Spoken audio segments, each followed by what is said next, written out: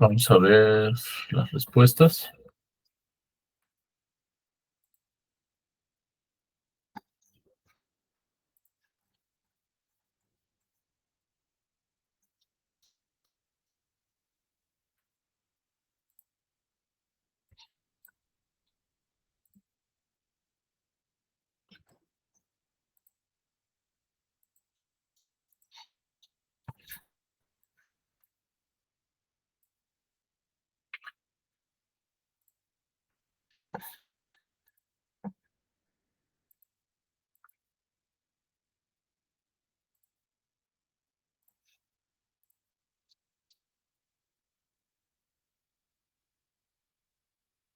Y ya la ven, ¿no?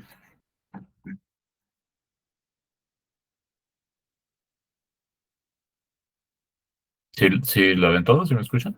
Sí, ya, profesor. Ok. Pues bueno, la primera nos decía cuál de los siguientes, las siguientes afirmaciones son verdaderas acerca de la técnica de propensity score matching. Y pues efectivamente la respuesta correcta es esta. Recordemos que propensity score matching, lo que dijimos es que se enfoca únicamente en las características observables de los individuos, ¿no? Porque asumimos que esas características observables son las que determinan o no la participación en el programa.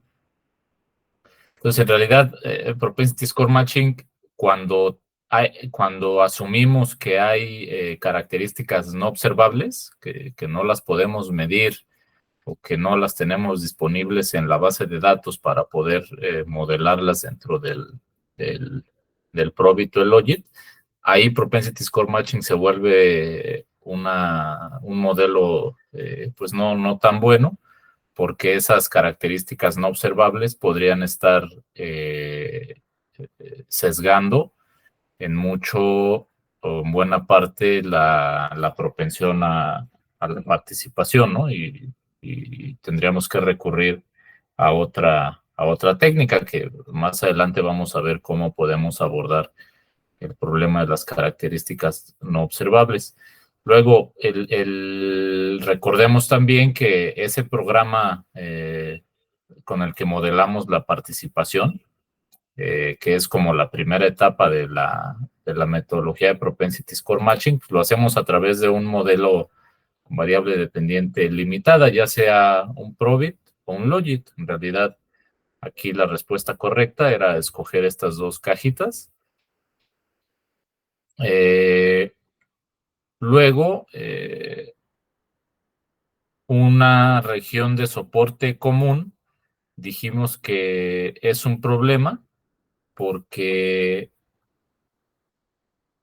pues siempre, si tenemos una región de soporte común débil, siempre vamos a perder observaciones de los dos lados, ¿no? Porque una región de soporte común débil lo que significa, dijimos, es que no ven la presentación, ¿verdad? Les voy a compartir mejor toda la pantalla.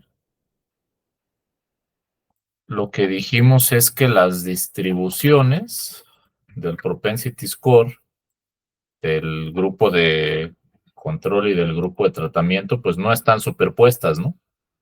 Y eso implica que perdemos observaciones, pues de un lado y del otro, ¿no? Si únicamente están superpuestas en este rango, pues obviamente perdemos estas observaciones con las que no vamos a encontrar match en el otro grupo y perdemos estas, ¿no? Esa es la consecuencia de una región de soporte común débil, que perdemos observaciones de los dos lados de manera importante.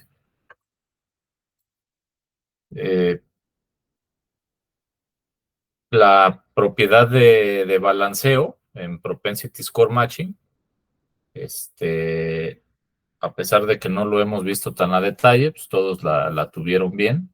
Lo que significa es que las variables de control que utilizamos en el modelo Logit o Probit, en sus niveles promedio, es decir, los promedios de las variables de control, son las mismas, ¿no? Para participantes y no participantes, cuyo propensity score es parecido. Y lo que decíamos es que, y bueno, lo vamos a reforzar en unos ejemplos que veamos ahorita, pero lo que decíamos es que un mismo modelo Logit me podría llevar a encontrar un propensity score para este individuo de 62%, ¿no? Piénsenlo. Y un propensity score, este que está en el grupo de tratamiento y este en el grupo de control. Ese mismo modelo Logit o Probit me podría llevar a encontrar para este individuo es un propensity score del 63%, ¿no? Entonces, a primera vista, pareciera que una técnica, bueno, no a primera vista, más bien las técnicas de matching, la verdad es que son mecánicas, ¿no? Y en lo que se fijan es en encontrar propensity scores parecidos. Entonces, muy seguramente, este individuo del grupo tratamiento lo haríamos corresponder con este individuo del grupo de control. Pero se supone que nosotros ya previamente validamos que esos dos individuos están balanceados. Y digo individuos aquí para explicarlo, pero en realidad lo hacemos a nivel de muestra, ¿no? Pero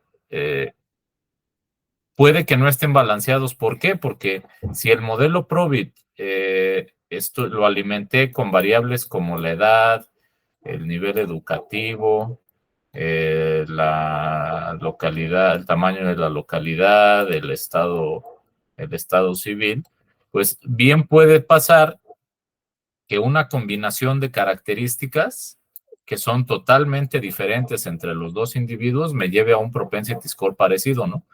Por ejemplo, este individuo tenga 20 años y este tenga 60, ¿no? Que el nivel educativo de esta persona sean 3 años de educación básica y que este sean 15 años de educación, ¿no?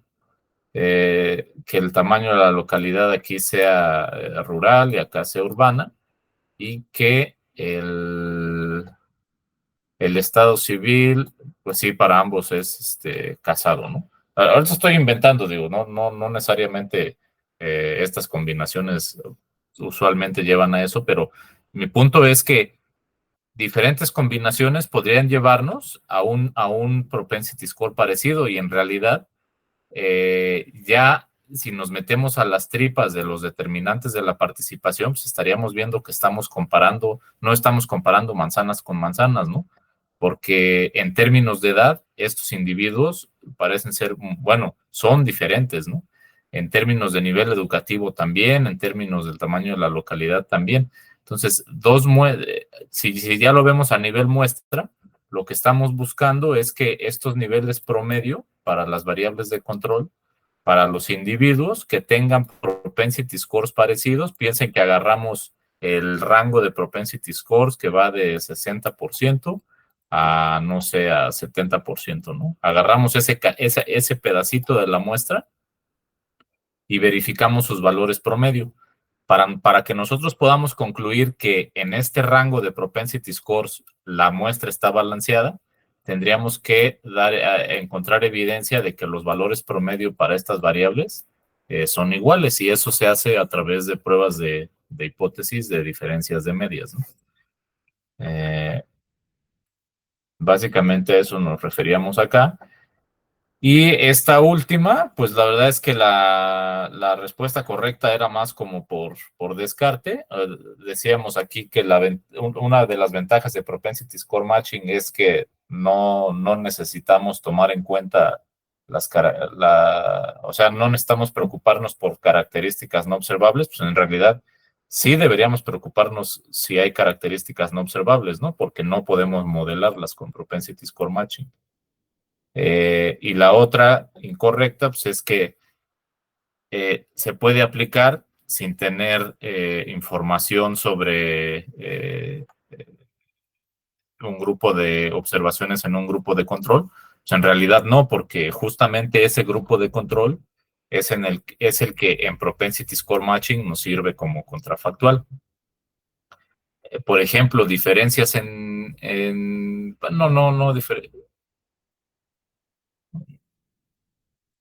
un método donde quizá no necesitamos eh, una muestra separada de individuos de un grupo de control podría ser una evaluación reflexiva en la que simplemente nos fijemos en el grupo de tratamiento en el tiempo uno y en el tiempo cero y lo comparemos, quizá en ese caso.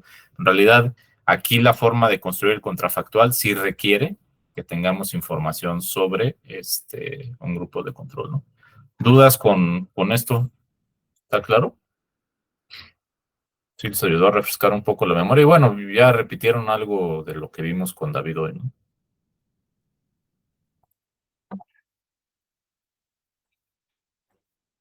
¿No hay preguntas?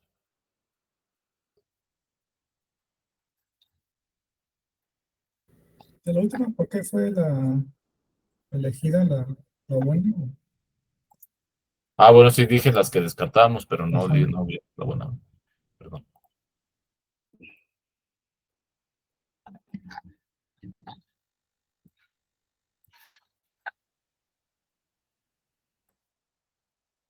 Dice, una ventaja es que no asume una relación funcional entre la variable de resultados y las variables de control, porque justamente nosotros con Propensity Score Matching no estamos intentando buscar los determinantes del impacto, ¿no? O sea, yo piensen en ejemplos que ya hemos dado, el programa de becas.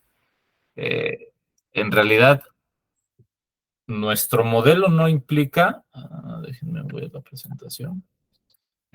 En el programa de becas, pues tenemos una variable de resultados, piensen que es Y, y en realidad con Propensity Score Matching no estamos recurriendo a una construcción funcional donde digamos que la variable de resultados depende de ciertas características, ¿no? En realidad, eso no lo estamos haciendo con Propensity Score Matching. De hecho, pues Propensity Score Matching, la forma de llegar al impacto, a esta Y gorrito, en realidad no lo hacemos mediante un mecanismo funcional lineal, ¿no? No depende de un modelo directamente. Lo que depende del modelo es el Propensity Score o la probabilidad estimada de participar en el programa, esa sí depende o tiene una relación funcional con ciertas variables de control.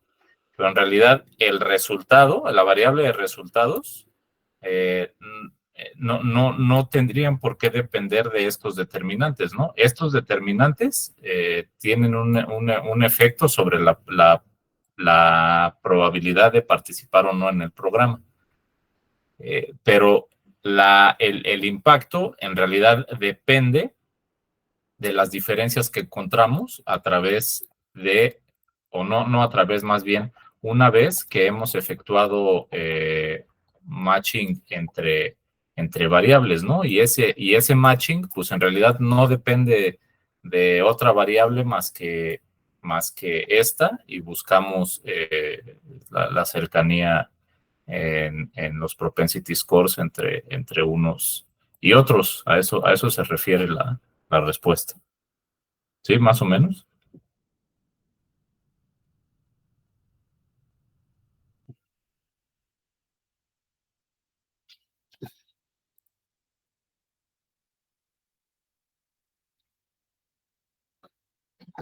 La clase pasada dejamos un poco en suspenso la última parte de la presentación. Vamos a repasarla.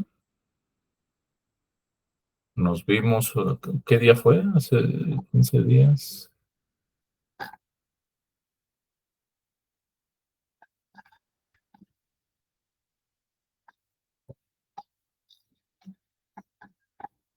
Se me perdió. Ya lo encontramos.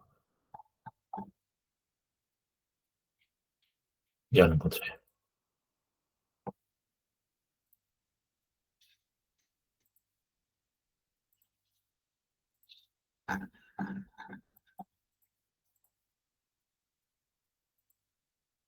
Entonces nos quedamos aquí, ¿no?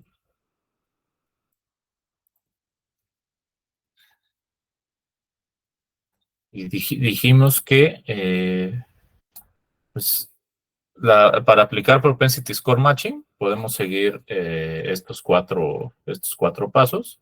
Normalmente son los pasos que podemos ver ya en un algoritmo automatizado en un software, por ejemplo, Stata. Hay algunos algoritmos, hay varios, y de hecho entiendo que también hay algoritmos que se han trabajado para R, incluso en Python. Aquí lo vamos a ver con Stata, pero pues básicamente lo que encontramos es que lo primero es estimar un modelo que nos permita, valga la redundancia, modelar la propensión a participar en el programa, ¿no? Y eso ya dijimos que lo hacemos con un Probit o un Logit, donde nuestra variable dependiente dijimos que es si pertenece o no al grupo de tratamiento, y esa variable va a estar en función de un conjunto de covariables que asumimos determinan esa participación, ¿no? Determinan ese hecho de ser 0 o 1, de ser del grupo de control o del grupo de tratamiento. Una vez que estimamos este modelo y obtenemos el propensity score estimado, analizamos la distribución y verificamos si contamos con una región de soporte común, es decir, si podemos tener suficientes observaciones con las que podamos hacer los match. Y también hacemos esas pruebas de balanceo que les explicaba hace unos minutos, ¿no? En realidad, esto también lo suelen hacer los algoritmos y nos suelen mandar alertas cuando se viola una u otra cosa, ya sea si no hay una región de soporte común, no, nos lo alerta, por lo menos el que más me gusta usar a mí, que es P-Score.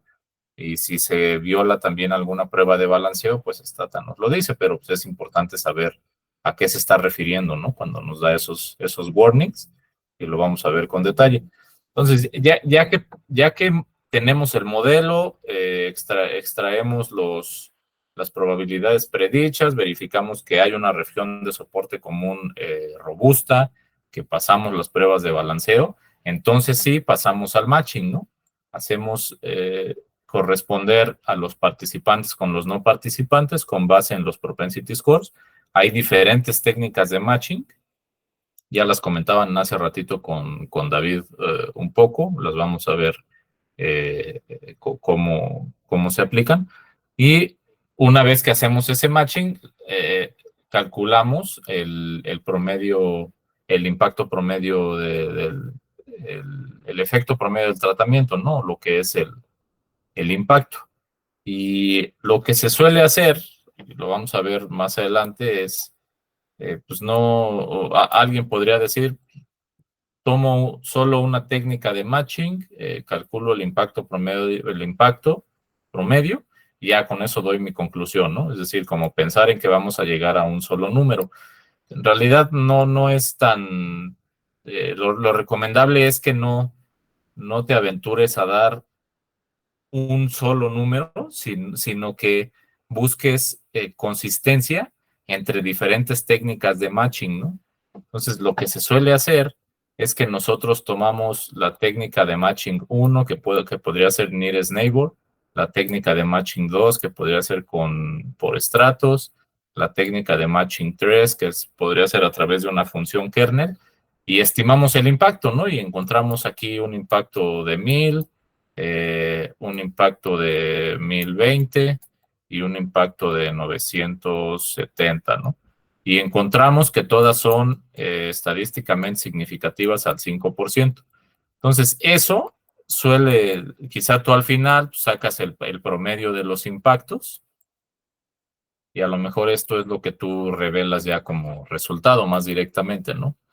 Pero lo importante es que encontremos esta consistencia, ¿no? Que entre diferentes técnicas de matching encontremos impactos más o menos parecidos, pero sobre todo que a todos apunten en la misma dirección, ¿no? Que sean positivos y estadísticamente significativos. Eso es una muy buena señal de que sí nos estamos aproximando a un impacto eh, consistente, ¿no? Y que es el resultado de un estudio experimental. Si por el contrario llegaron a un buen modelo que determina bien la participación, se cumplió la región de soporte común, las pruebas de balanceo, pero ya cuando llegan a la estimación del impacto se encuentran con cosas como que encontraron un impacto por acá de 75 significativo al 10%, ¿no? Luego se encontraron un impacto de menos 30 y un impacto de 212 no significativo, ¿no? Entonces, en realidad, la respuesta, en lugar de hacer como cherry picking y decir, pues me voy con este, aunque no sea significativo, y a ver cómo lo vendo, pues en realidad la señal que te está dando este tipo de resultados, pues es que ese efecto es inexistente, ¿no? Que lo más probable es que no haya un impacto o que quizá algo habría que ver más a detalle en la forma, ¿cómo se llama? En el modelo de los propensity scores. Denme 30 segundos, perdón.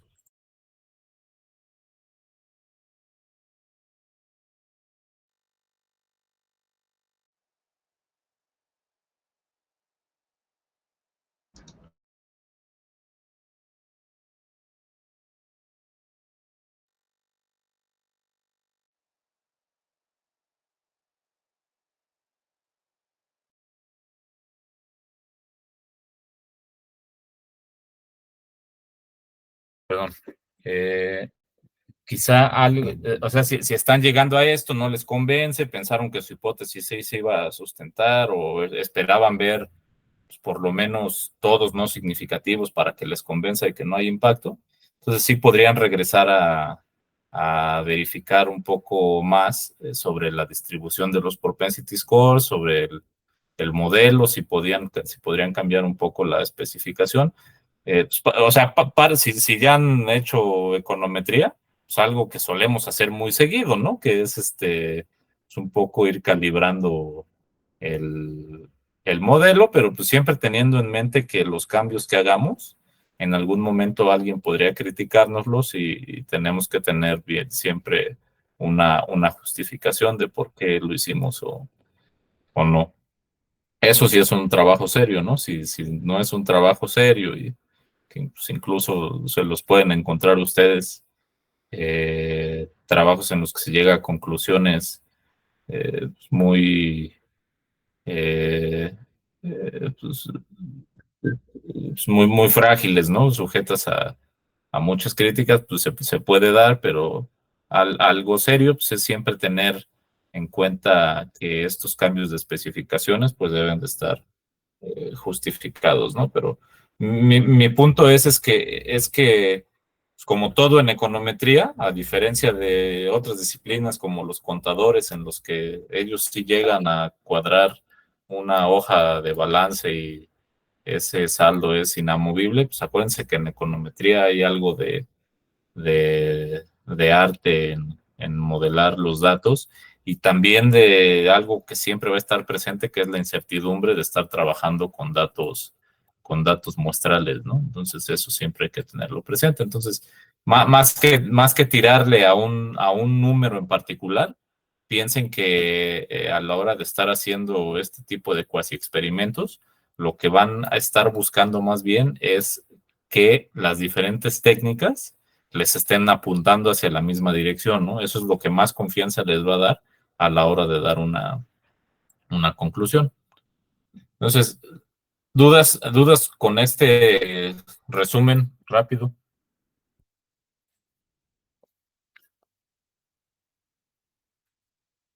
¿Ninguna? No, profesor. No, todo bien. Bueno, pues vamos a ver entonces el primer paso, ¿no? Ya más a detalle. Yo creo que para que lo vayamos haciendo, sí, les voy a subir un par de archivos al Classroom.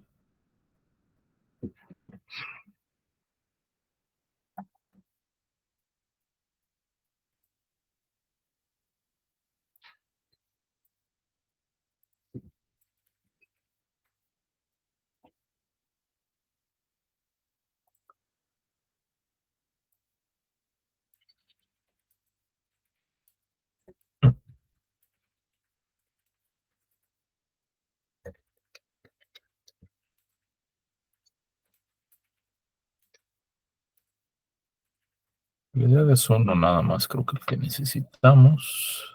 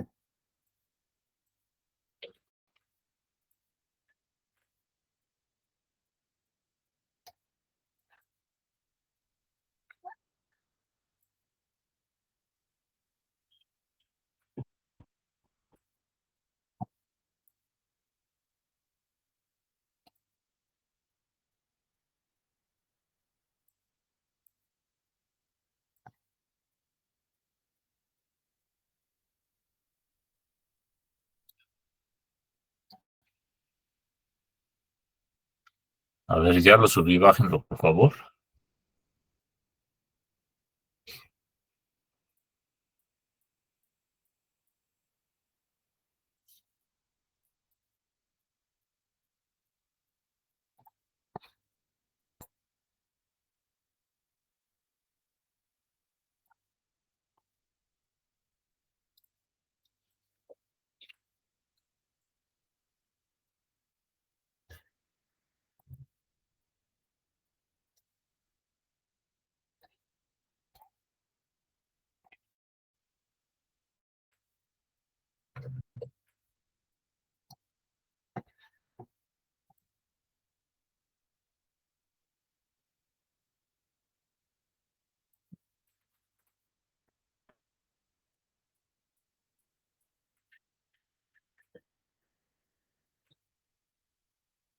Ah, yo creo que también conviene que les pase este, ¿no?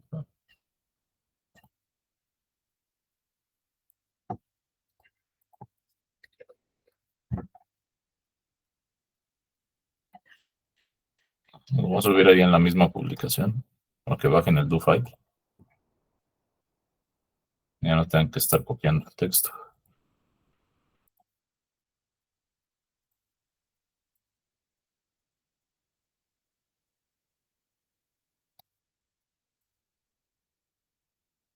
O sea, ya subí también un do file, que es este que están viendo en la pantalla, para que también lo bajen, ¿no? Y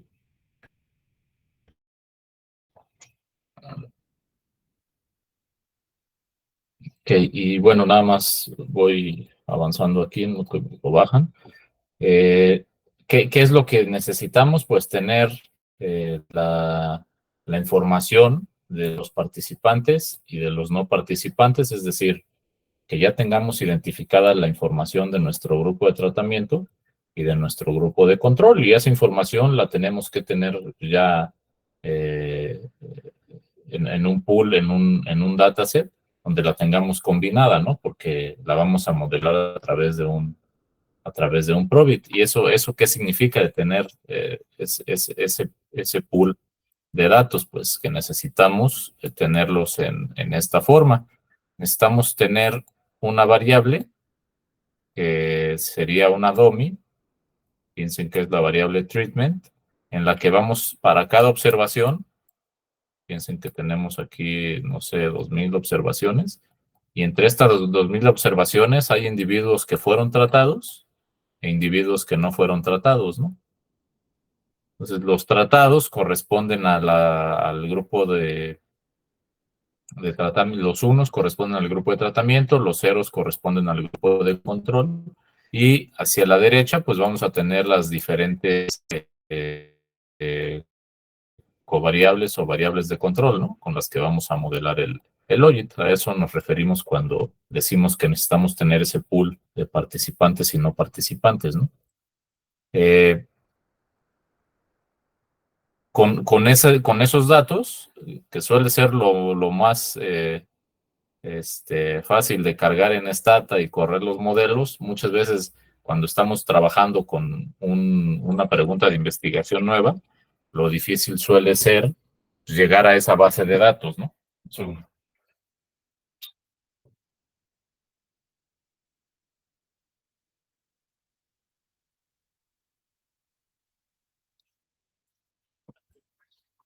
Muchas veces encontrar, bueno, limpiar los datos, si no estamos utilizando una base ya bien limpia como la solemos encontrar en INEGI, y dependemos más como de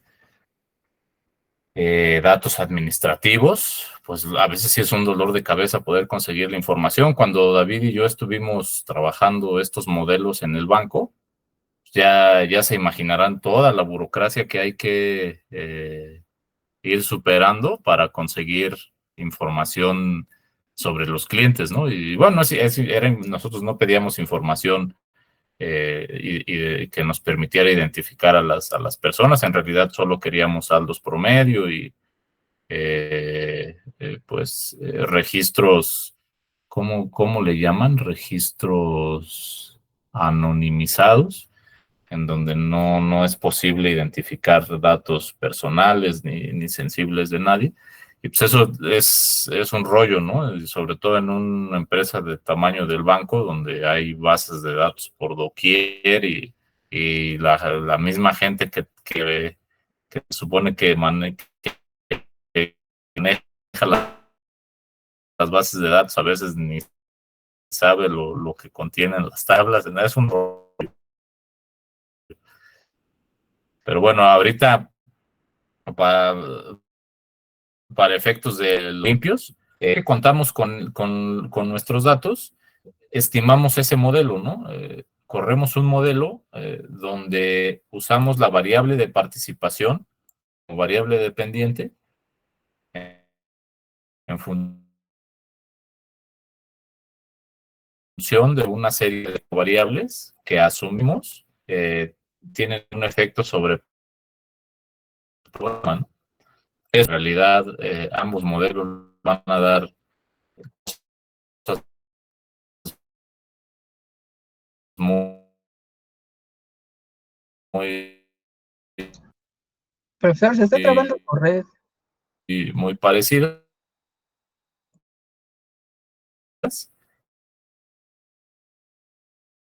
Eh,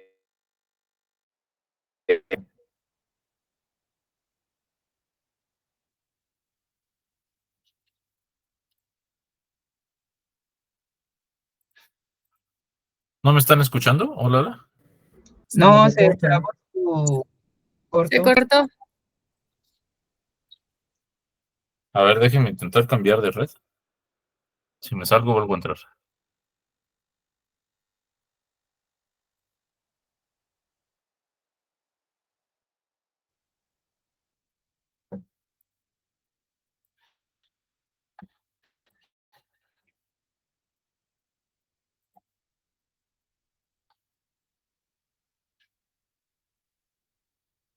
¿Cómo me escuchan aquí mejor? ¿O igual? Se escucha mejor. Bueno, avísenme así como hicieron ahorita, si se corta, porque luego no me doy cuenta. No sé qué, ¿alcanzaron a escuchar lo de este punto? Sí. No. Se escuché. No, se entrecortaron. Es que ni están viendo la pantalla, no, perdón.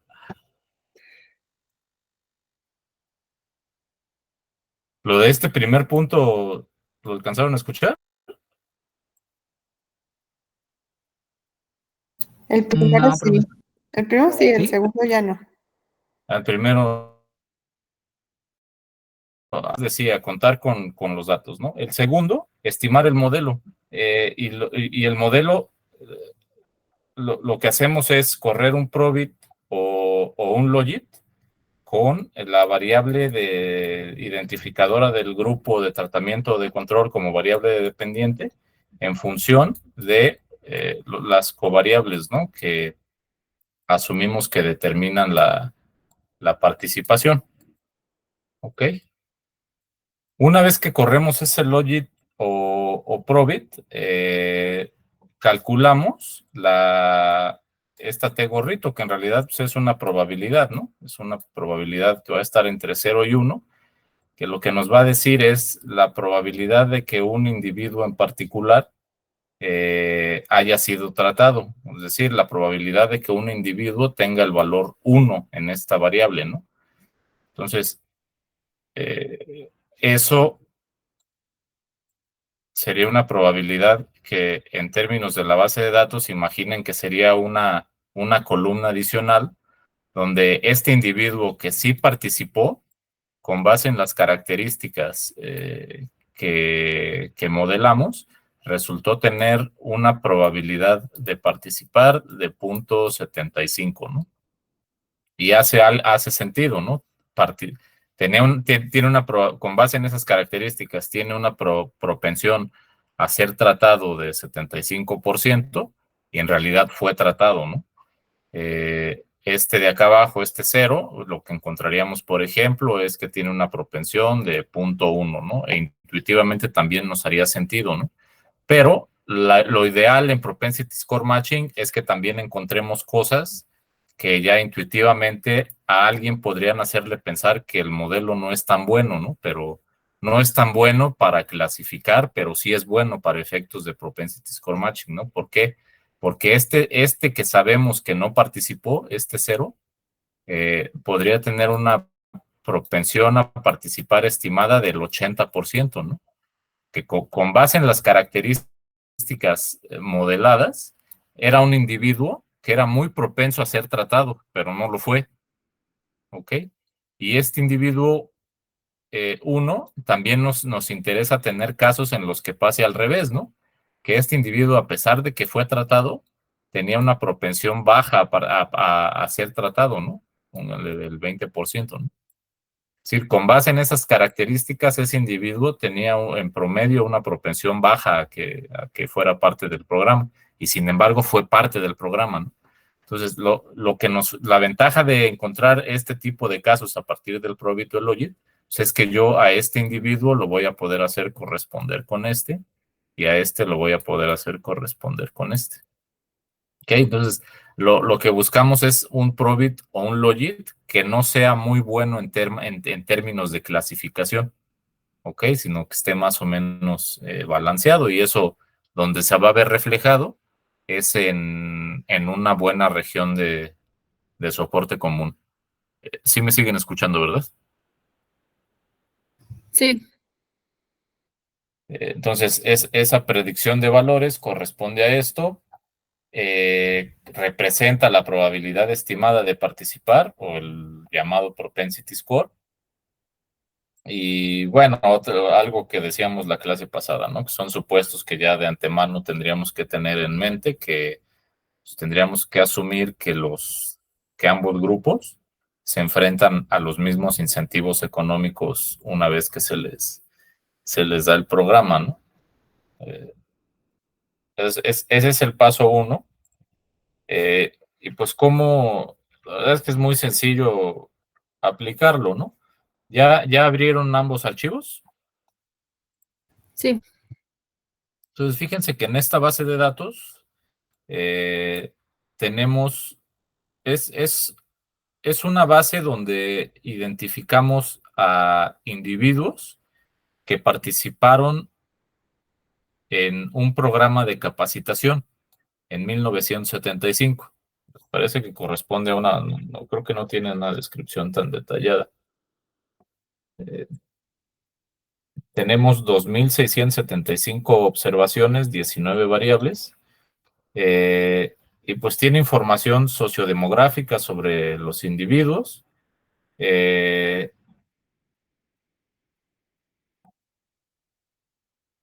Y tenemos también algunas medidas de ingreso para esos individuos. Esta de R74 es el ingreso que tuvo el individuo en 1974, el ingreso que tuvo en 1975 y el ingreso que tuvo en 1978.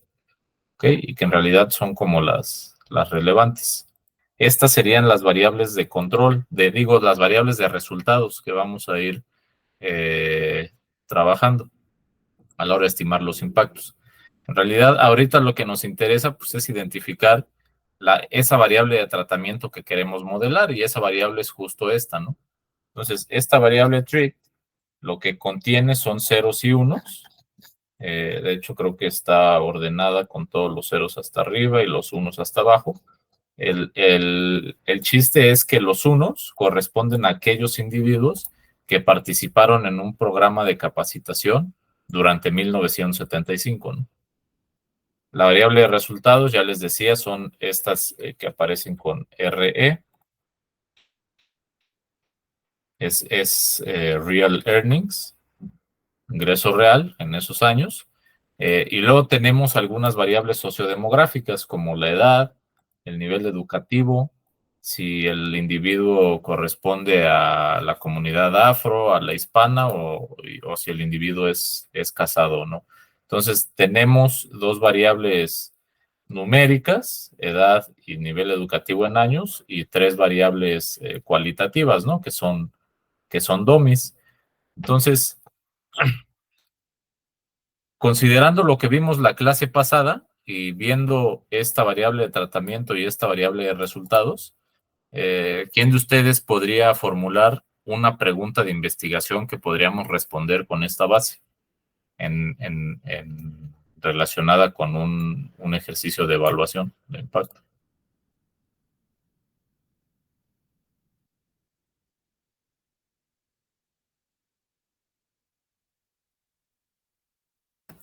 Sería que si el ingreso es diferente para los individuos que fueron tratados y no.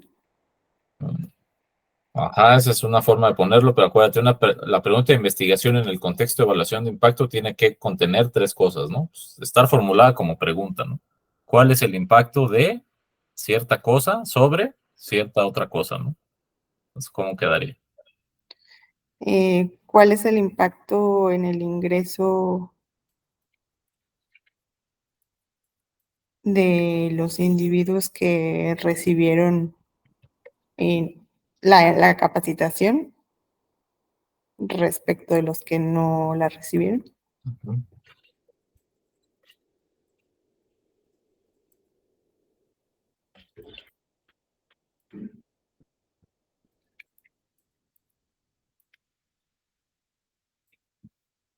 Esa sería una forma de verlo, ¿no? En términos más abstractos, sería cuál es el impacto del programa de capacitación sobre el ingreso de los individuos. ¿Por qué? Porque, o sea, las dos son correctas, ¿no? Pero al final, esta se limita a los hallazgos que tú vas a poder desprender de la base de datos. Pero el hecho de que tú des respuesta a esto es mucho más, tiene mucho más alcance, ¿no? Porque con esta pregunta tú puedes vender tus resultados, ¿no? O sea, si tú encuentras a partir de la información un efecto positivo, en adelante tú puedes vender el programa como un programa que tiene un impacto positivo, ¿no? Si los resultados te dan para poderlos generalizar y no simplemente para efectos de los hallazgos en esta base de datos. Pero básicamente es eso, ¿no? Entender siempre que estamos intentando dar respuesta a una cuestión de tipo causa-efecto, ¿no? Entonces siempre debe estar incorporado algo como esto en esa pregunta: ¿cuál es el impacto, el efecto causal, etcétera? ¿De qué cosa? Pues del tratamiento, ¿no? Del programa, en este caso el programa de capacitación.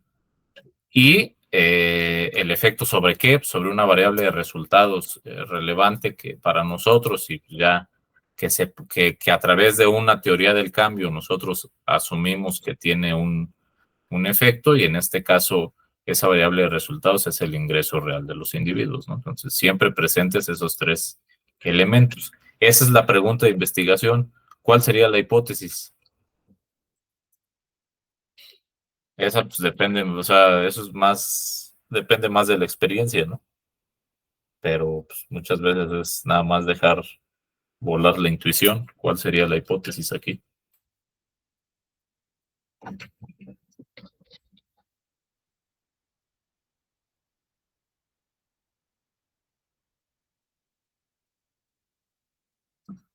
En general, hipótesis.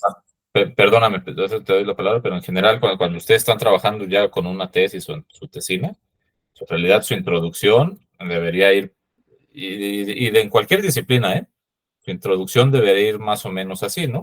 Mi objetivo en este trabajo, bueno, no se recomienda escribir en primera persona, pero es nada más para ejemplificarlo.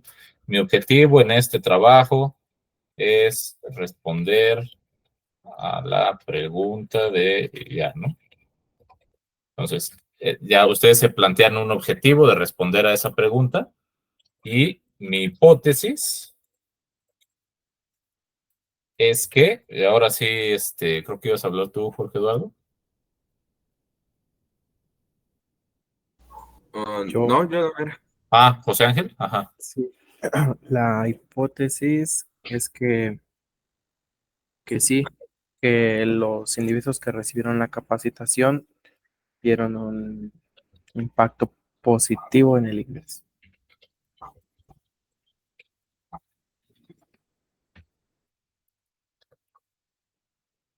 Eso es una hipótesis, ¿no? Eso es, yo creo que estas dos cosas son el requisito indispensable en cualquier tesis, ¿no? Ya todo lo demás tiene que girar en torno a estas dos cosas, en torno a tu objetivo y en torno a validar tu hipótesis, y no necesariamente en que tú forces las cosas para que encuentres algo que le dé sustento a tu hipótesis, porque una tesis también es valiosa si tú encuentras que tu hipótesis no, no se cumple, ¿no? Que no hay evidencia que le dé soporte a tu hipótesis. Eso también es valioso en una tesis, ¿no? Al final estás abonando al conocimiento, ¿no? Estás dando una respuesta con base en evidencia empírica. Y nuevamente aquí lo que nos está dando José Ángel, pues es una hipótesis planteada en términos de la información que estamos viendo en los individuos. O nuevamente, de la hipótesis se desprende también otra que, que tiene un mayor alcance, ¿no? Y es que la hipótesis también podría ser que los individuos que se capacitan, lo voy a poner así, mejoran su ingreso real. Fíjense cómo esto tiene mucho más alcance, ¿no? Porque, y esto está más, nuevamente, en el contexto de una tesis. Este tipo de cosas, ¿dónde se tratan? Pues normalmente en las conclusiones e implicaciones de política pública, ¿no?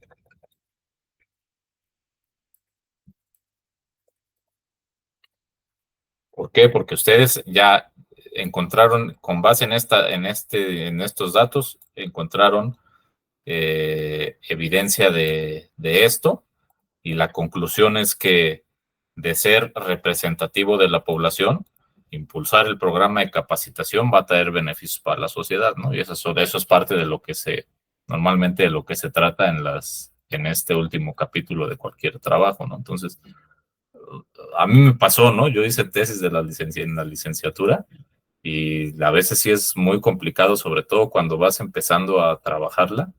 Es complicado de encontrar un hilo conductor, pero ya después me fui dando cuenta que mientras no pierdas de vista cuál es la hipótesis que te planteas, la pregunta y la hipótesis que te planteaste, la verdad es que todo va fluyendo y no necesitas como quebrarte mucho la cabeza. Y eso también, ahora que me han pedido apoyo para revisar trabajos, lo que me he dado cuenta es que cuando no tienen planteada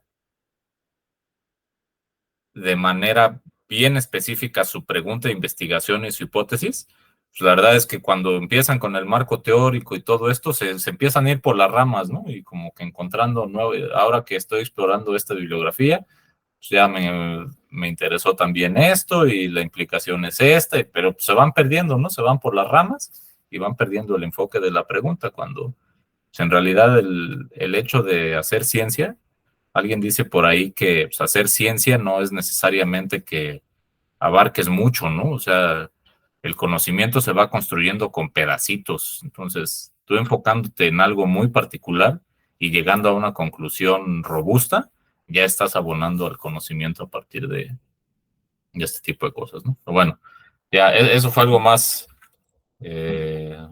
más choro, pero para lo que nos compete aquí, entonces el número de observaciones en el grupo de control o de tratamiento lo podemos extraer viendo la distribución de la variable treat, ¿no?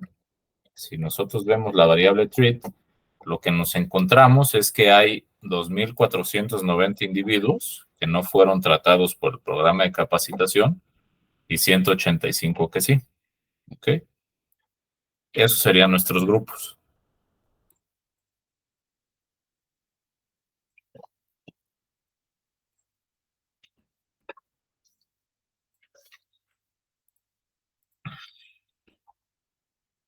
Y podemos ver, por ejemplo, diferencias entre variables, ¿no? De entrada para irle dando una explorada a la base.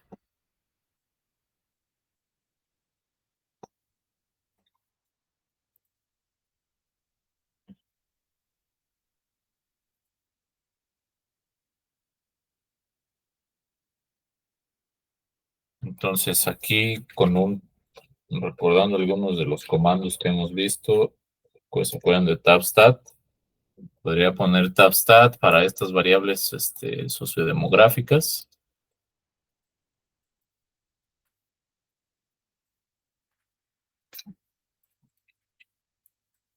Por la variable del grupo de tratamiento. Y lo que quiero ver es la media, ¿no?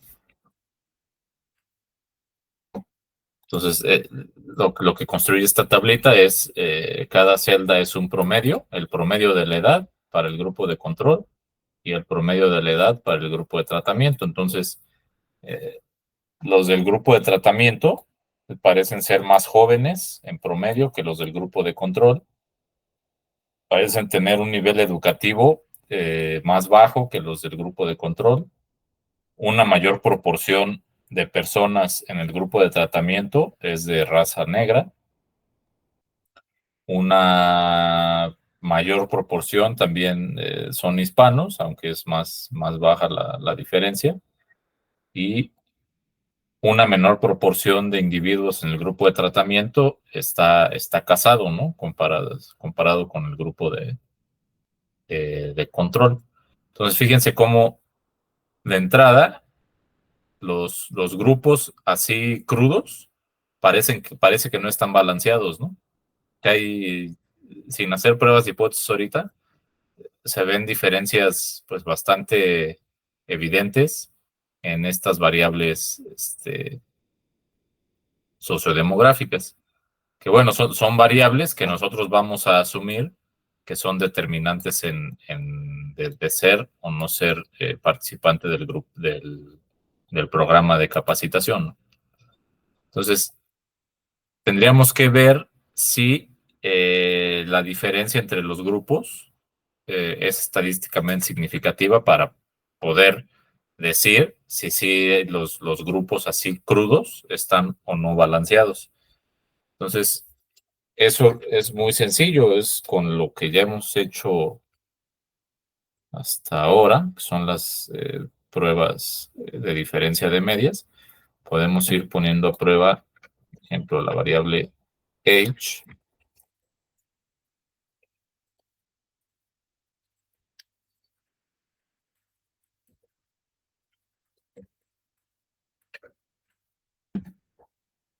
Y entonces esta diferencia que veíamos acá arriba, que es esta misma, Ya aquí la tenemos calculada, son 9 años de diferencia en la edad entre el grupo de tratamiento y el grupo de control, 9 años menos de edad en el grupo de tratamiento, y tenemos un estadístico de prueba pues, bastante alto, ¿no? De 15 y por lo tanto un p-value chiquitito, ¿no?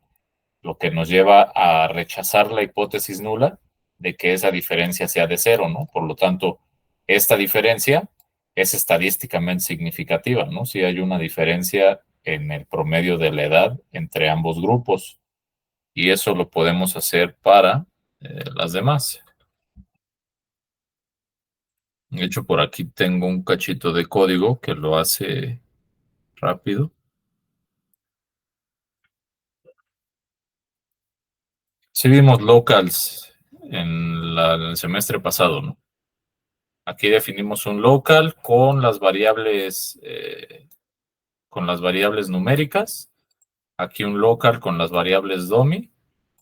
Y aquí hacemos las pruebas para cada variable de las numéricas.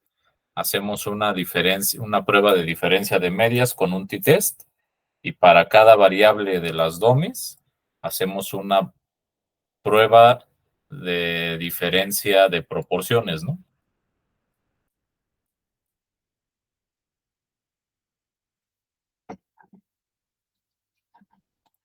Bien, se los paso por el chat.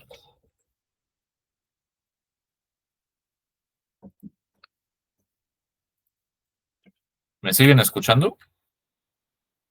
Sí. Bien. Sí, sí.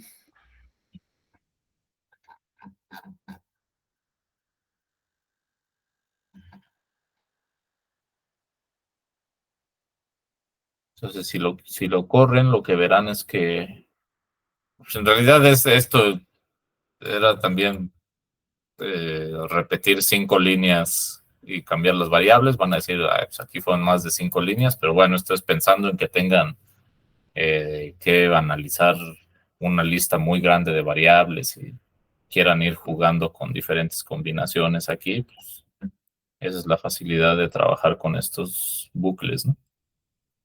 Pero bueno, entonces dijimos que en la edad hay una diferencia estadísticamente significativa. En el nivel educativo también veíamos una diferencia de casi 2 años y esa diferencia también es estadísticamente significativa. La proporción de individuos en comunidad afroamericana,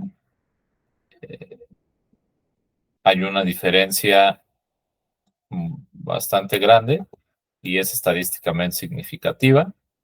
En el caso de la proporción de hispanos, hay una diferencia algo más limitada. Es estadísticamente significativa al 10%, al 5% ya no. Entonces, esta es de las variables que parece estar más balanceada en la base de datos. Y entre los casados y no casados, en el grupo de control hay más personas casadas que en el grupo de tratamiento y esa diferencia también es estadísticamente significativa, ¿no?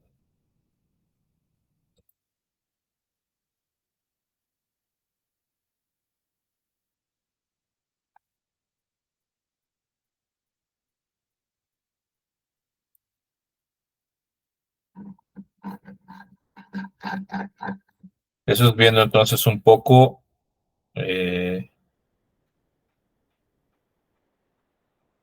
la distribución de las variables, ¿no? Luego aquí no sé por qué puse esto, pero pues vamos a hacerlo. Una regresión lineal simple entre la variable de resultados y el tratamiento, ¿qué nos dice?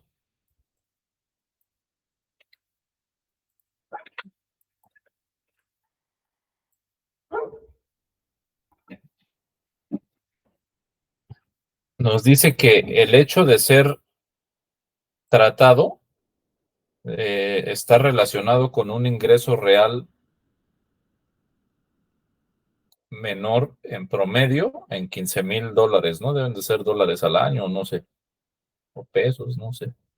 Pero el chiste es que lo que nos apunta esta regresión es que hay una relación inversa entre el ingreso y ser tratado, ¿no?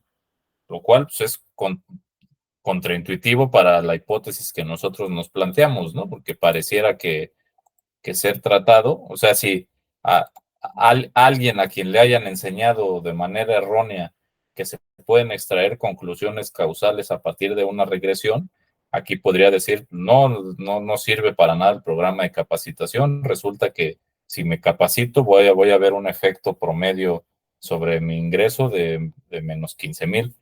En realidad no es así, ¿no? Una regresión no nos da ninguna evidencia de una relación causal. A lo mucho lo que nos dice es si existe una relación entre ambas variables, pero no la dirección en la que se da esa relación. Eso es lo que buscamos modelar a partir de propensity score matching. Entonces, lo que decíamos es que la primera etapa, una vez que entendemos nuestra base, es hacer un modelo de la participación en el programa, ¿no? Y lo que debemos hacer es, vamos a hacerlo a través de un logit, uso la función logística para modelar con la variable de tratamiento como variable dependiente y nuestras variables explicativas, ¿no? Que aquí no me estoy deteniendo mucho, ¿no? No nos estamos deteniendo a justificar por qué pensamos que la edad es un determinante del tratamiento, por qué el nivel educativo, etcétera. No nos estamos deteniendo en eso, pero con todo lo que ya hemos visto durante el semestre, ustedes asuman que ya hay un análisis previo a partir del cual se desprendió que estas variables son relevantes para modelar la participación en el programa, ¿no? Fíjense, estamos modelando la participación en el programa, no nos estamos metiendo todavía con la variable de resultados, ¿ok? Simplemente es la participación. Entonces, al correr este logit, con lo que nos encontramos a primera vista es que una persona es más propensa a participar en el programa si tiene menos años de edad, si tiene menos años de escolaridad, si pertenece a la comunidad afroamericana, si pertenece a la comunidad hispana, y esto seguramente es comparado con una referencia, con una categoría base, ¿no? Que seguramente es si es de raza blanca, ¿no? Comparado con ser de raza blanca, ser de raza negra te da una mayor probabilidad de participar en el programa, ser hispano también, y estar casado disminuye la probabilidad de que seas participante del programa, ¿no? Entonces, lo que nos da a entender es que el programa, pues sí parece estar focalizado, y un poco lo veíamos con este desbalanceo en las muestras, lo que parece indicarnos es que el programa sí parece estar relacionado o parece estar focalizado en la población con mayor probabilidades de marginación, ¿no? O de menor fortuna económica, digámoslo así. Está enfocado en atender a personas jóvenes, con niveles educativos bajos, comunidades históricamente rezagadas y en personas solteras, ¿no? Que también asumiríamos que tienen, pues, a lo mejor muy relacionado con la edad, pero que no tienen un patrimonio muy, muy robusto. Eso es lo que podría ser parte de ese análisis previo que les decía, ¿no? Que si nosotros identificamos estas características que suelen estar relacionadas con el tratamiento, pues esas son las que van en este modelo, ¿no? Eso solo podemos decirlo a nivel de la relación que existe entre una variable y entre cada de estas variables y la de tratamiento, ¿no? Porque lo vemos aquí en los signos, pero no nos dice nada el coeficiente así como tal. Bueno, algo que sí nos dice mucho, pues es que todas estas variables son estadísticamente significativas, ¿no? Algo que no sé si vieron ya con David en la práctica, pero creo que se los comentó un poco, y que ya también aquí lo platiqué un poco yo, cuando hacemos un logit o un probit, solemos ver qué tan eficiente es ese modelo a la hora de clasificar a nuestros individuos, ¿no? Entonces, fíjense aquí cómo tenemos esta tabla de clasificación y muchas medidas que la verdad ahorita me agarran en curva para explicarlas todas, pero al final nos da una medida de clasificación como global, que pues, en este caso es muy alta, sobre todo por el peso que está teniendo el grupo de control, que es muy grande, ¿no? Pero fíjense cómo lo que nos está diciendo esta tabla es que estos individuos, estos 185 individuos que tenemos en esta columna, son los individuos tratados. ¿Sí, sí lo alcanzan a ver o lo subo un poco a la fuente, va? Ahí se ve mejor.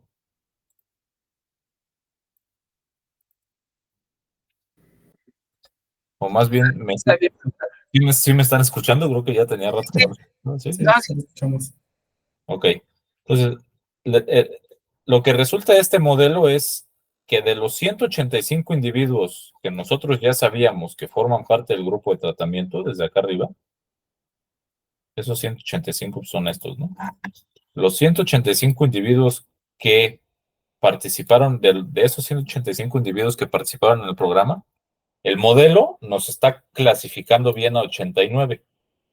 ¿Y cómo decide el modelo, o más bien cómo decide Stata si el modelo está clasificando bien o no al individuo? Pues con base en un umbral, ¿no? Si la probabilidad predicha para el individuo es mayor a 0.5, mayor o igual a 0.5, Stata lo da por bueno, ¿no? Stata nos dice, pues sí, lo clasifiqué, encontré una probabilidad que es más cercana a 1 que 0, ¿no? Entonces, a todos los que tengan una probabilidad predicha mayor a 0.5, te los voy a dar por bien clasificados, ¿no? Si estamos en esta columna del grupo de tratamiento. Estos 96 resulta que son individuos que sí fueron tratados, pero que tuvieron una probabilidad menor a 0.5 con base en este modelo, ¿no? Es decir, individuos que sí fueron parte del programa, pero que tenían una propensión relativamente baja a ser parte del programa, ¿no? Eso en términos del modelo, ¿qué significa? Pues son individuos que sí fueron tratados, pero pues que en realidad o no eran jóvenes, o sí tenían un nivel educativo más o menos alto, o no formaban parte de estas dos comunidades, o sí eran casados, ¿no? O alguna combinación de esas 5 cosas que los llevara a esa baja propensión a participar. Y eso es justamente lo que buscamos, ¿no? En términos de un modelo de Propensity Score Matching, esto que estamos encontrando aquí es bueno. Si yo me hubiera encontrado con que los 185 individuos fueron correctamente clasificados, pues la verdad es que ya para hacer Propensity Score Matching me iba a meter en aprietos, ¿no? Porque no iba a tener individuos con una baja propensión a participar en el grupo de tratamiento, ¿no? Que pudiera compararlos con todos estos que sí tengo en el grupo de control. Y en el grupo de control es la historia muy parecida, ¿no? Existen 2.490 individuos que yo sé que forman parte del grupo de control, y de esos 2.490, a 2.429 me los está clasificando bien, es decir, tuvieron una propensión baja a ser tratados, ¿no? Y justamente no fueron tratados, pues esta te dice, pues están bien clasificados, ¿no? Pero entre ellos también hay 61 individuos que a pesar de que no fueron tratados, tenían una propensión elevada a hacerlo, ¿no? Tenían una probabilidad de 0.5. Entonces, eso también me ayuda porque para estos 89 individuos, pues sí tengo, no son tantos como yo quisiera, pero sí tengo individuos que voy a poder ocupar como correspondencias para comparar a los individuos de este grupo. Obviamente es mucho más rica la información en esta parte de la tabla, ¿no? Para estos 96 del grupo de tratamiento, sí tengo a muchísimos individuos de dónde escoger. Quizá una de las primeras desventajas que yo le vería a este dataset es que sí me habría gustado ver más individuos aquí, ¿no? Porque quizá para estos sí va a ser una limitante que un individuo del grupo de control va a ser usado más de una vez para hacer pareja con alguno de estos 89. ¿Ok? ¿Dudas con esto? ¿Sí está claro, más o menos? ¿Cuál es la diferencia de lo que buscamos a partir de esta tabla para efectos de propensity score matching versus lo que suele esperarse en un modelo cuya finalidad sea sí clasificar bien?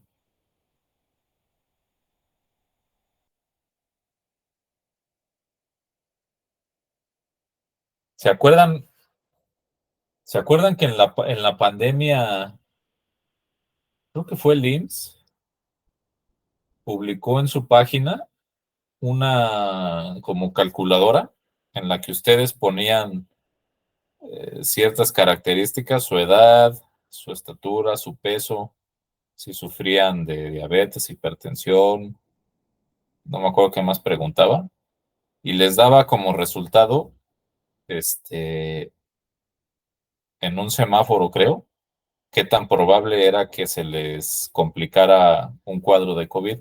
¿Alguien lo llegó a ver? Sí, profesor. Ah, sí lo vieron. Pues eso es un logit, ¿no?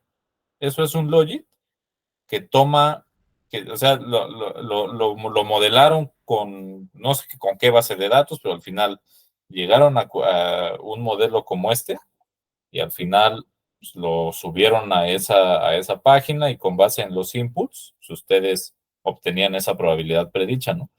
En ese caso, ¿qué era lo más importante? Pues en ese caso sí era lo más importante sí era tener un modelo que clasificara bien, ¿no?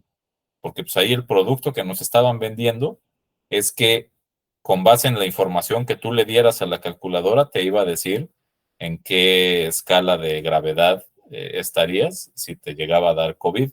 Entonces ahí sí lo ideal en ese tipo de contextos sí es encontrarte con tablas de clasificación donde tengas muy pocos casos en estas dos esquinas, ¿no?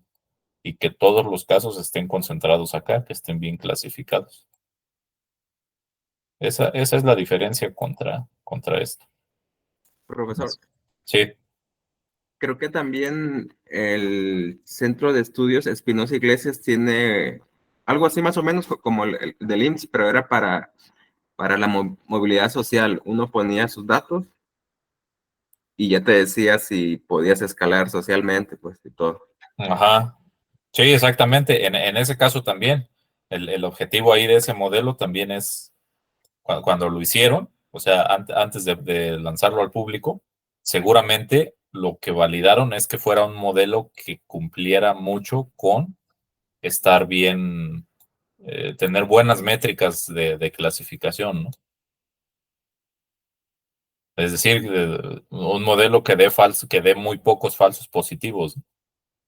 Porque, pues, imagínate, tú ponías en esta del COVID que eh, tienes características que se relacionan con un cuadro grave y la calculadora te daba el semáforo verde, diciéndote que pues, no tenías mucho riesgo, pues eso es grave, ¿no? Podría ser que te confiaras. Entonces, en esos, o en el caso de lo que dices de la movilidad social, que pones características que están asociadas con una baja probabilidad de moverte en la escalera de lo social, y resulta que el modelo te decía que pues, tú ya deberías de pues, codearte con Carlos Slim, ¿no? O cosas así, pues tampoco, eh, no, la intención no era caer en esos casos. Entonces, en esos contextos sí, lo ideal es contar con buenos modelos para clasificación. En Propensity Score Matching no tanto, ¿no? Porque lo que buscamos es hacer traslapar a dos muestras.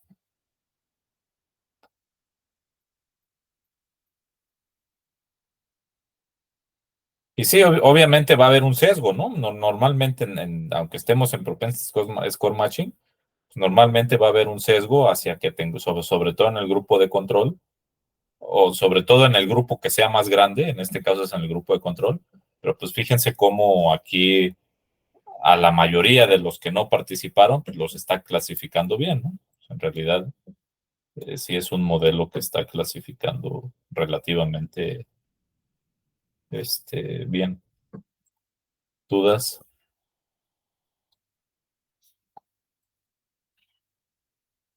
Si te encuentras ese que nos decías,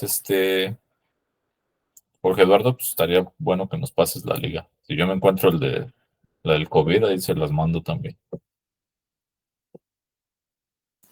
Sí. Creo que por aquí la tengo. Sí. Y bueno, esto ya es más como de que seguramente ya vieron en sus otras clases, pero si quisieran entrar más a fondo en los resultados, pues lo que tienen que hacer es calcular los, los efectos marginales, ¿no? Sí, ya vieron eso. ¿Con quién están viendo esto? Con Huberto, ¿no? ¿Ya lo vieron? Entonces, nada más aplicar margins para todas las variables. Entonces, aquí sí ya ustedes pueden hacer las interpretaciones en puntos porcentuales sobre la probabilidad, ¿no? Cada año adicional está relacionado con 0.3 puntos porcentuales menos de propensión a ser tratado, ¿no? El efecto más grande parece estar en el estado civil, ¿no? Ser soltero. No, pero este es ser casado. Aquí lo está interpretando mal arriba. Ser casado está relacionado. No, sí lo está interpretando bien, más bien. Ser casado está relacionado con una menor proporción, con una menor propensión a ser tratado en aproximadamente 0.10, 0.10 o bueno, 10 puntos porcentuales, ¿no? Sobre la probabilidad de ser tratado. Estos ya los pueden interpretar ustedes como puntos porcentuales sobre la probabilidad. Y estos son efectos promedio. Y estos son efectos promedio. Perdón, estos son efectos promedio y estos son efectos en la media, ¿no? No sé si vieron, si ya les explicaron la diferencia entre los dos.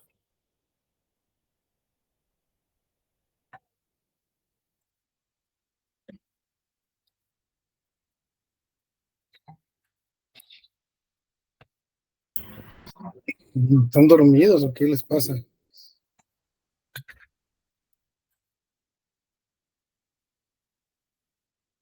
Ya nos abandonaron aquí, no están sus cámaras.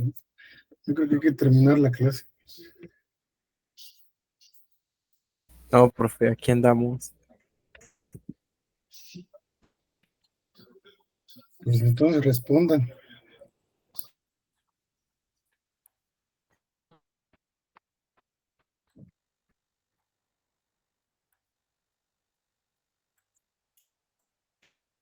sea, nos lleva a las mismas conclusiones.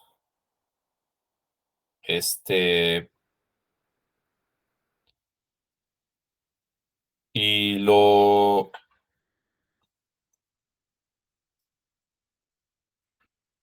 relevante para nuestra clase, pues es lo que veíamos en este tercer paso, ¿no? Es predecir esos valores de t, que van a ser valores que están entre 0 y 1, que son ya en el contexto de nosotros, pues la propensión a ser tratado, ¿no? En términos de una probabilidad. Y eso lo hacemos con PredictProp. Cuando ustedes ponen PredictProp,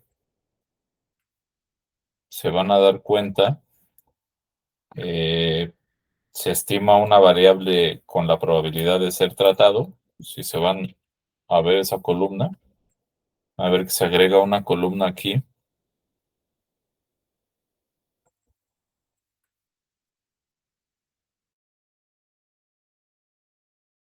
Esa es la probabilidad que nos arroja el modelo Logit.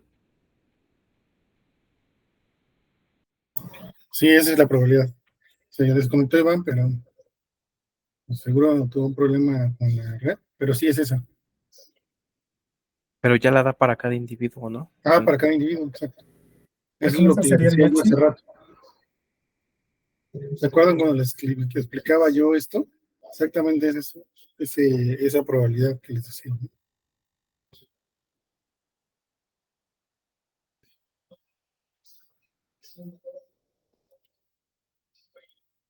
Esperemos tantito.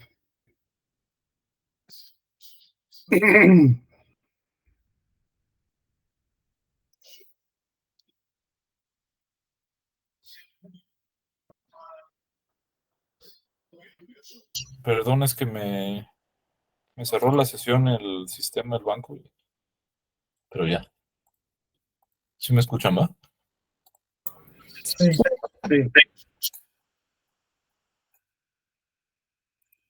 Entonces, sí me escucharon cuando hicimos este PredictProp, ¿no? Sí. Entonces, si ustedes si se van a la base a verlo, van a ver lo que decíamos, ¿no? Este individuo, que es del grupo de control, tiene una muy baja probabilidad de ser tratado, ¿no? Es con la mayoría, de hecho, es lo que veíamos en esa esquina de la tabla de clasificación. Todos estos casos son muy consistentes con eso, ¿no? Bajas probabilidades de ser tratado. Y en el grupo de tratamiento vemos un poco lo contrario, ¿no? Altas probabilidades de ser tratado, por ejemplo, este 78, este 79, pero también hay casos donde hay bajas probabilidades de ser tratado a pesar de haber sido tratado, ¿no? Entonces, esta columna es el propensity score.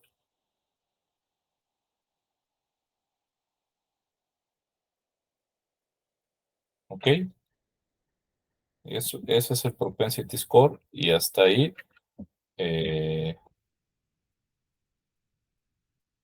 pues ya prácticamente recorrimos todos los pasos de esta primera etapa, ¿no?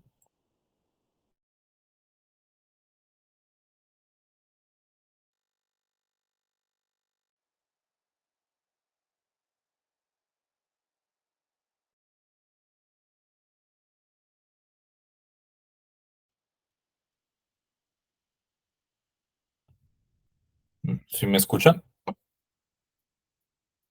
Sí, profesor. Les decía que la siguiente etapa pues va a ser poner a prueba o validar que ese propensity score pues sí cumpla con tener esta región de soporte común entre los grupos y que se cumplan las reglas de balanceo. Lo veríamos esto la siguiente semana. No sé si tengan alguna duda, pregunta. Entonces, en resumen, el propensity score es la probabilidad que resulta del modelo y ya. Ajá, ese es el propensity score. Ok. Ahora, ese score es el que te va a ayudar a seleccionar el individuo de comparación. Entonces, lo que va a hacer el modelo de matching va a buscar a individuos que tengan esos propensity scores más similares entre el grupo de control y tratamiento, y eso, de ahí va a salir esa diferencia. Ya. Perdón por meterme igual. No, no te preocupes. Sí, porque asumes que tienen la misma probabilidad de ser tratados, ¿no? Ese es el punto. Aunque es del grupo de control que no recibe el tratamiento, pero tiene la misma probabilidad de ser tratado, dado las covariables que metieron en el modelo. Exacto. Sí, que es esto que veíamos acá en la tablita, ¿no?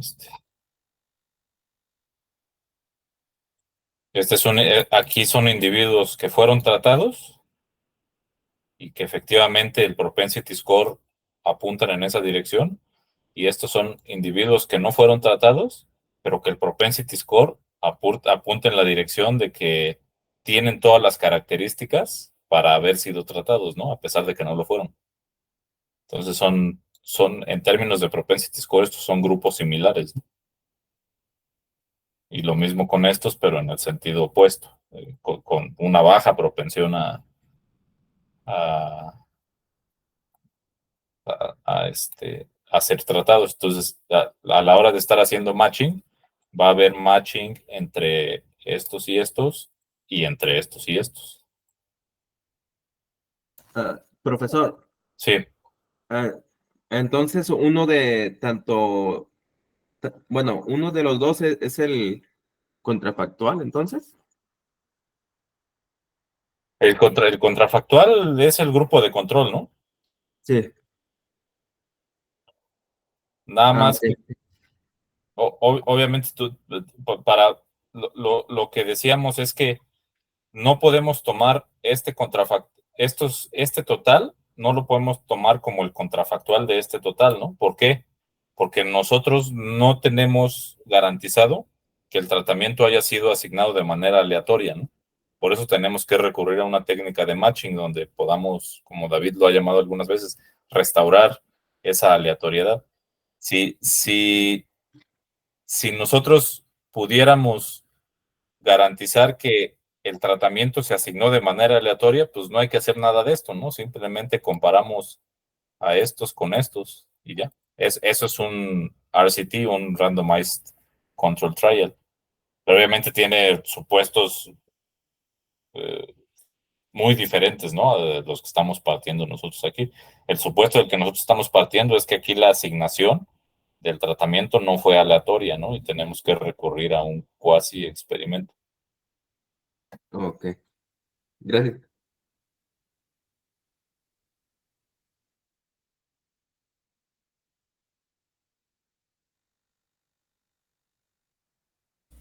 Profesor, Sí.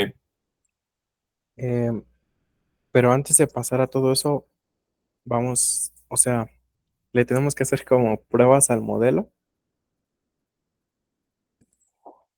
Por ejemplo, este Logit, si como las pruebas que pregunta ahorita el profesor Arenillas, se me olvidó su nombre, David. David. No, es que un año casi de verdad no te sabes mi nombre. Así te pasas. Pues sí, o sea, el modelo está sujeto a pues, las pruebas, las que veían con David, son pruebas que en sentido estricto deben hacerse en cualquier trabajo formal. Eh, la, la- la única diferencia es la que les decía, ¿no? Que cuando ustedes llegan a la prueba de la eficiencia con la que el modelo está clasificando a los individuos, ahí es donde no deberíamos de ser tan exigentes, ¿no? Porque eso lo que provocaría es que no tengamos una región de soporte común cuando lleguemos a intentar validarla, ¿no? Pero sí, obviamente, sí, también puedes hacer las pruebas sobre el modelo para pues, verificar que tengas una especificación correcta y todo lo que veían con David.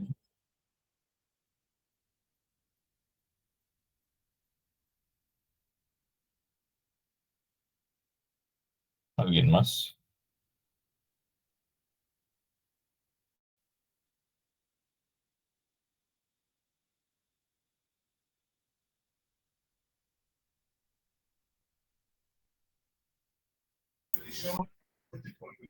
Ahora, ya más ahí para complementar un poco lo que decía Iván, y que también van a ver la próxima clase, hay dos cosas importantes. Si estas variables te ayudan a que puedas identificar, o sea, que estas características lo que te hacen es que te ayudan a que sean los contrafactuales más parecidos entre ellos, es decir, que tengas un tratado muy parecido a un control.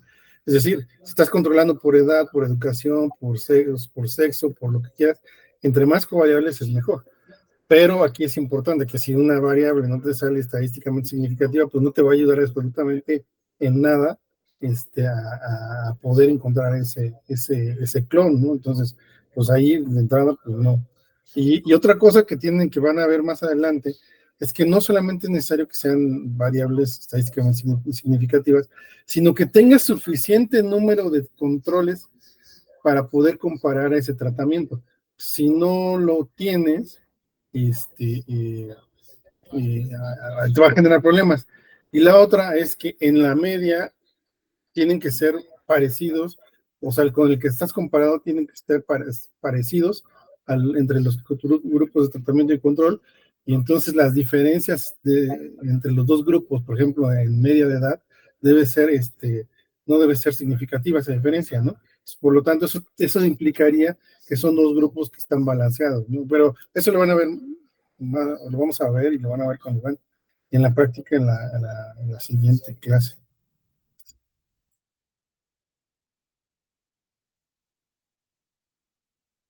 Sí, gracias, David.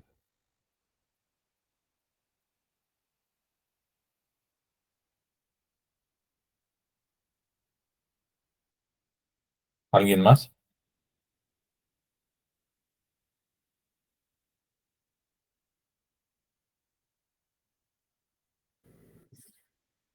O sea que el modelo Logit lo podemos hacer con el mayor número de variables posibles que tengamos.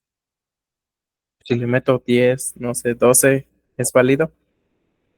O sea, sí, Pues es pero acuérdate que tampoco caer como en ese extremo, ¿no? O sea, sí, echar mano de la información lo más que se pueda, pero pues siempre no perder de vista que detrás de esto debe haber una justificación, ¿no? De por qué crees que X variable tiene un efecto sobre la propensión a participar, ¿no? El problema es que cuando publicas algo así y no lo tienes claro, pues todas esas críticas pues echan abajo el esfuerzo, ¿no? Ese es el tema. Hay que encontrar siempre un balance, ¿no? Entre tener una caja negra y y algo muy, muy, muy calibrado, ¿no? Y que es un poco lo que les decía hace rato. Es decir, tienes que meter el máximo número de covariables, pero una vez delimitado de tu problema y el ámbito de tu programa, ¿no? O sea, no es que metas, si tienes una base de 100 covariables, pues ya las metes todas, no, no. Sino más bien tú, que es lo que les veíamos en la clase teórica, ¿no? Tienes bien definido el problema, tienes bien identificado las particularidades, región, sexo, y que eso está determinando que el programa actúe de cierta manera, pues dentro de ese ámbito y dentro de ese scope, el máximo de variables que tengas que te permiten y te ayudan, ¿no? Si hay unas variables que no te ayudan, pues las excluyes, ¿no? Pero sí sería el máximo dentro de ese límite, ¿no? Porque si no, caerías como dice Iván, en esa caja negra y licuadora, ¿no? Pues no es meter covariables por meter covariables, ¿no? Ok, sí, profesor. Gracias. Acá también se puede hacer o sea, el doctor Loría creo que hace como 2 semanas nos enseñó, no más, el de análisis de componentes el de Lazo. Aquí se puede aplicar esa metodología para ir descartando variables. Pues es que o sea, yo donde he visto Lazo es más en técnicas de Machine Learning, y Lazo es justamente como un atajo para no interesarte por entender los determinantes de lo que estás modelando, ¿no? Es darle al algoritmo 100 variables y que el algoritmo encuentre patrones para decidir si una variable es o no relevante para explicar la variabilidad de la dependiente. Es válido y, según entiendo, está de moda y se está usando mucho, pero creo que eso a lo que contribuye es a que pues, caigamos en esa complacencia de pensar que pues, el aprendizaje de máquina nos va a dar resultados rápidos, pero pues, lo que decía David, no detenerte a entender las implicaciones de meter una variable. Les digo, en un trabajo serio, donde realmente busques aportar a que una política pública tenga reconocimiento y sea aceptada y tenga impacto, que es lo que se busca, pues creo que para eso siento que sí, no, lo ideal es que esa selección se haga con base en fundamentos teóricos más sólidos, ¿no? Es lo que yo entiendo que hace Lazo, ¿no? Penaliza variables, pero no sé, David, si tú ahí sepas de eso.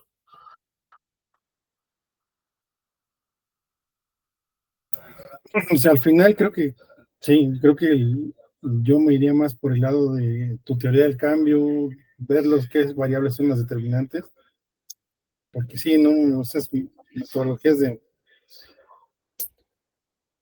machine learning, pues no, o sea, te pueden ayudar, yo no la descartaría, como dice Iván, pero sí yo le daría más peso al otro, ¿no? Porque si no terminas cayendo en lo mismo, ¿no? Metiendo toda la licuadora a ver qué pega, y una de esas te sale una cuestión espuria, pues te enfrentas a todos los problemas después, ¿no? Que hablamos en la clase: validez interna, validez externa, validez teórica, ¿no? Entonces, Sí, yo creo que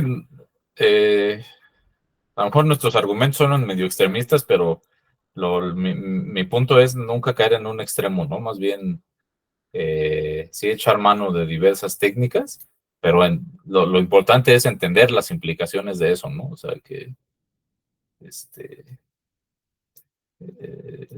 tengamos, que no nos dejemos llevar por esta parte en la que muchas veces caemos como econometristas de pensar en el modelo, como decía David, como una licuadora en la que pues, hay que echarle cosas y hasta que salga algo, ¿no?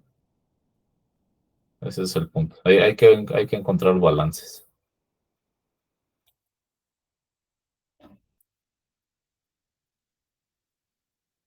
Si ya no hay más preguntas, retomaríamos entonces el tema. Habíamos quedado, teníamos una actividad pendiente para cerrar el tema de inferencia estadística. Yo les había propuesto trabajar algo en equipo durante la clase así. Decidieron por mayoría que mejor algo individual. Entonces lo que pensamos, David y yo, pues, es mandarles un trabajo tipo examen para que resuelvan en casa y lo entreguen dentro de 8 días, ¿no? Me decían que para Semana Santa estaban muy saturados, entonces lo que suponemos es que ya eh, están más libres para trabajar para nosotros y se los mandaría más tardar mañana para que lo tengan ahí en cuenta y no lo vayan a estar trabajando el mero día, ¿no? De acuerdo. Si alguien tenga alguna duda, comentario final.